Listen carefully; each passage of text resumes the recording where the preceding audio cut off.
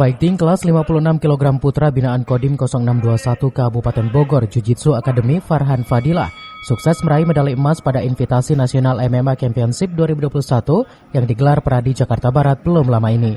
Hasil yang diraih Farhan pada event tersebut akan jadi modal berharga bagi Pengcap Jiu-Jitsu Kabupaten Bogor dalam menatap babak kualifikasi Pekan Olahraga Provinsi Jawa Barat 2022 yang akan digelar di Hotel Grand Henny Lembang, Kabupaten Bandung Barat pada 24 sampai 28 November 2021. Ketua Umum Pengcap Jiu-Jitsu Kabupaten Bogor Letkol Infantri Syukur Hermanto sekaligus Dandim 0621 Kabupaten Bogor melalui Wakil Ketua Pengcap Jiu-Jitsu Kapten CAJ Adi Yuhanda mengatakan, event yang diikuti Farhan merupakan ajang pemanasan sebelum bertanding pada babak kualifikasi Porprov.